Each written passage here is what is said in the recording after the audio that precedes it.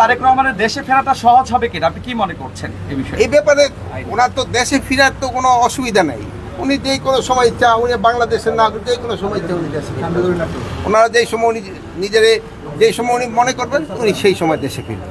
আমরা এই ব্যাপারে ফরেন মিনিস্ট্রিতে লিখছি, ফরেন মিনিস্ট্রি ফরেন অ্যাডভাইজারও আপনাদের বলছে, তারাও কিন্তু তাদের চিঠি দিচ্ছে যে আমাদের বাংলাদেশি নাগরিক যদি ওই অগদেশে থাকে আমরা অবশ্যই নিব, কিন্তু তারা একটা প্রপার চ্যানেলে আসতে হবে। নিয়ম হলো প্রপার চ্যানেলে। ওনারা করে নাকি এটা ফলো না করে এই জঙ্গলে রাস্তা দিকে জায়গায় না ওই সব জায়গায় গিয়ে করে, এটা একটু অমানবিক।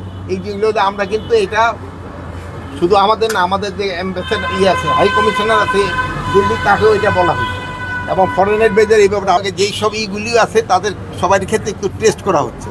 যেমন আমরা কিন্তু এখন এয়ারপোর্ট, তারপরে ল্যান্ডপোর্ট, এইগুলির ক্ষেত্রে কিন্তু একটু সচেতনতা বৃদ্ধি করার জন্য বলা হয়েছে। এই জন্য আগে কিন্তু নিজেকে আপনাকে সচেতন হইতে হবে। এখনও কিন্তু আমাদের এটা ওইরকম অত কোনো বড় সমস্যা হচ্ছে না, তারপরেও আমাদের এটা সবাই ব্যবহার করতে, এটা সচেতনামূলক ব্যবস্থা। সবাই এই কোভিডের জন্য একটু সচেতন হইতে হবে। সবাই এই যে একসাথে যে সময় একটু মাস্ক ব্যবহার করবে। এখন তো ফার্স্ট পেজে কোনটা এখন আছি স্যার এই লোক এখন ফার্স্ট পেজে কোনটা ফার্স্ট পেজে হবে স্যার দেখলেন কি এবার টাকা সেন্টার হয়েছে সব হয়েছে স্যার। এটা এখন প্রায় কাজ শুরু হয়েছে, অলরেডি স্যার ফাইলিং হয়েছে।